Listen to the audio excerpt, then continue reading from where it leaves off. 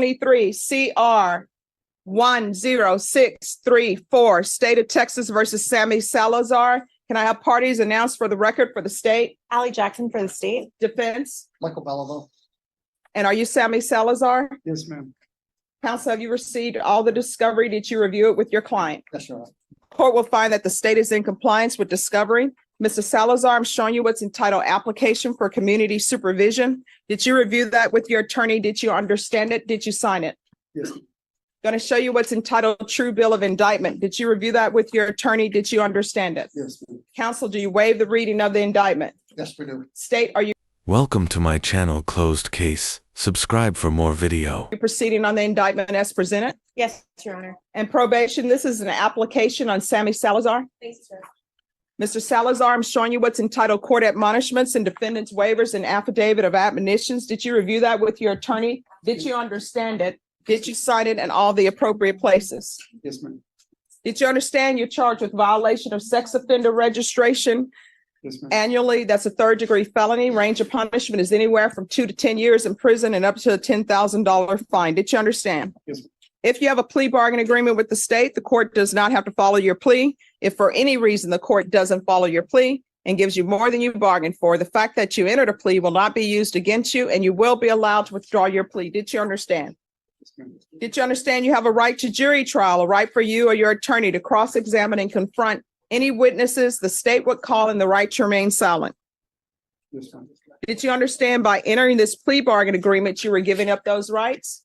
Yes, ma'am. And did you intend to give up those rights and enter into a plea in this case? Yes, ma'am. Counsel, has your client been able to provide you with any defenses? Yes, Do you believe he has a rational as well as a factual understanding of the charges against him? I believe he does. Do you believe he's currently competent and was legally sane at the time of the offense? Yes. Mr. Salazar, has anyone threatened you, coerced you, or placed you in fear to get you to enter this plea? No, ma'am. Anyone promised you anything other than the plea? No, ma'am. Satisfied with the way you've been represented? Yes, ma'am. Are you a U.S. citizen? Yes, ma'am. Court will find that defendant has knowingly and voluntarily waived his right to jury trial, showing you the plea bargain page. Did you review that with your attorney? Did you understand it? Yes, ma'am. According to the plea, punishments be assessed at 4 years in the prison. State recommends community supervision. They're taking in consideration grand jury number 8050087, and there's to be Chapter 62 compliance. Did you understand that to be the plea? Yes, ma'am. Defense. Yes. State. Yes, Your Honor. Showing you the waiver of appeal paragraph. Did you review that paragraph with your attorney? Did you understand it? Did you sign it in both places? Yes, ma'am. Did you understand by signing that you're waiving your right to appeal? The only items that can be appealed are written pretrial motions that have been filed, heard, and ruled upon by the court. Did you understand? Yes, ma'am. Counsel, have there been any such motions? No, ma'am. Outside the agreement, the state is requesting that your community supervision be for a term of 4 years. There be a TAP evaluation and follow all TAP recommendations. Did you understand those are recommendations from the state and the court does not have to follow those recommendations? Then to the offenses charged, how do you plead? Guilty, not guilty, or no contest? Guilty. State, any evidence? State offer State's Exhibit 1 with all attachments. No objections. Oh, you may continue to confer. We're going to show you what's entitled waiver and consent to stipulation of testimony and stipulations. Did you review that with your attorney? Did you understand that? Did you sign it in all the appropriate places? Yes, ma'am. Again, did you understand you have a right to jury trial, a right for you or your attorney to cross-examine and confront any witnesses the state would call and the right to remain silent? Yes, ma'am. Did you understand that today the state will be presenting evidence in the form of witnesses' statements and police reports, but most importantly, there will be no live testimony? Did you understand? Court will find that defendant has knowingly and voluntarily waived and consented to stipulation of testimony and stipulations. Court will accept into evidence State's Exhibits 1 and attachments, and the court will review the same. All right, after reviewing State's Exhibits 1 and attachments, the court will find there's sufficient evidence to find you guilty. The court will find you guilty. Are we proceeding with sentencing? Yes. Anything you wish to say on behalf of your client? He understands his need to register. He was having trouble with his having a steady case. The only thing he would ask the court for is permission to stay at Sam's ministry when he does get out. All right, he'll have to. All right, that's really going to depend on who is at that. You still have to report. Yes, ma'am. If you do not report, you're going to be in violation of your registration. Do you understand? Yes, ma'am. Do you have any family here or no? I do, but they stay in government Okay. department, so All right, you're gonna have to get employment. The court is gonna sentence you to 4 years in the prison, suspended and probated for 4 years. Taking in consideration grand jury number 805087, chapter 62 compliance, TAP evaluation in custody, follow TAP recommendations. There's to be proof of employment within 30 days of release. There's to be no employment as a home health care provider or with minors. There's to be regular reporting. And he is on the sex offender caseload. Probation, is there anything else he needs? No, sir. Is there anything else you need from the court to be successful? All right. In probation, I'm going to order field visits so that we can make sure that he has a place to stay when he has a place to stay. Yes, Your Honor, with the executive unit, they do so. All right. All right. Thank you. Showing you what's entitled Trial Court Certification of Defendant's Rights to Appeal. Did you review that with your attorney? Did you understand it? And did you sign it? All right, because this is a plea bargaining agreement, because I followed your plea bargaining agreement, because you waived your right to appeal, you do not have the court's permission to appeal. Do you understand? Yes, ma'am. Because this is a felony conviction, you're not allowed to own or possess any weapons or ammunition. If you have a question over what a weapon or ammunition is, you'll need to speak to an attorney. Do you understand? Yes, ma'am. All right, good luck. Evaluation and then ISF.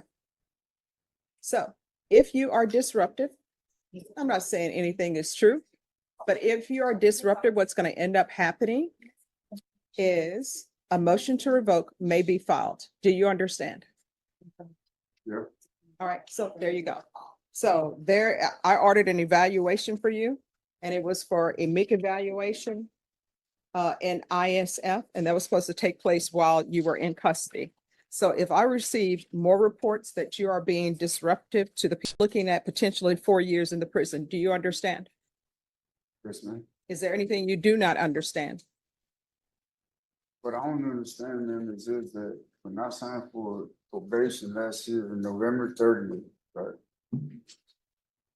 The methamphetamine was dropped. So technically, I never got charged with methamphetamine. I just don't understand why I'm doing this ISF treatment if I was in trouble, charged with the drug case. All right, so what I can tell you is that you and your attorney agreed probably to have the motion to withdrawn. In exchange for that, you are to do the MIC evaluation in ISF. What I'm telling you right now is you're supposed to be interviewed for a MIC.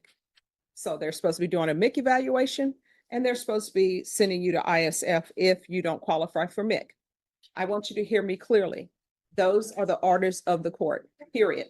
This whole thing about what should have happened with your motion to revoke and why this or why that, you're past that point because your attorney in the state agreed most likely to withdraw the motion, alter and amend conditions. And when they altered and amend conditions, that was to avoid you being sent to prison potentially for 4 years.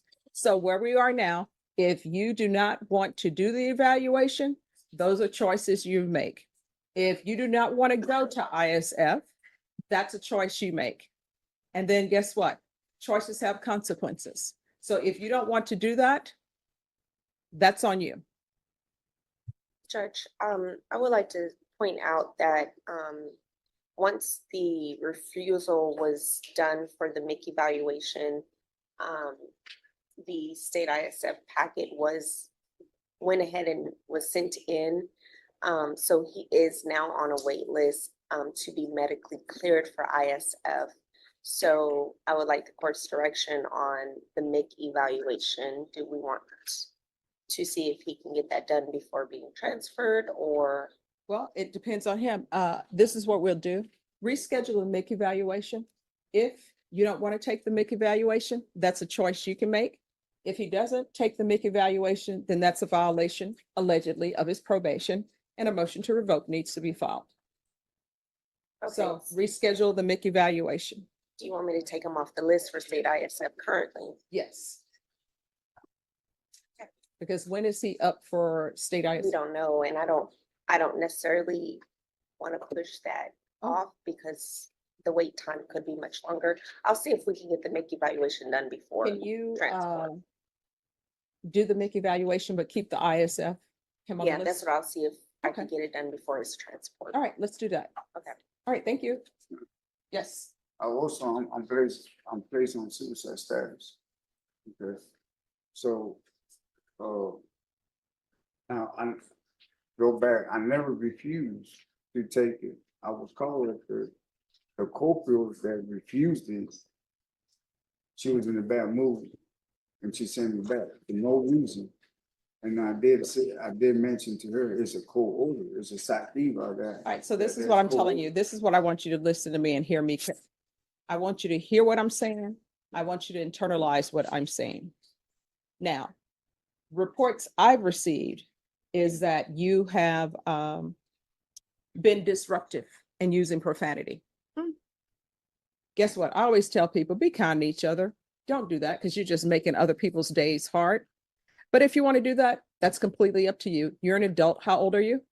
I'm 47, I'm not All right, gonna you're act. 47 years old. So let me explain something to you. In our lifetime, we have choices to make.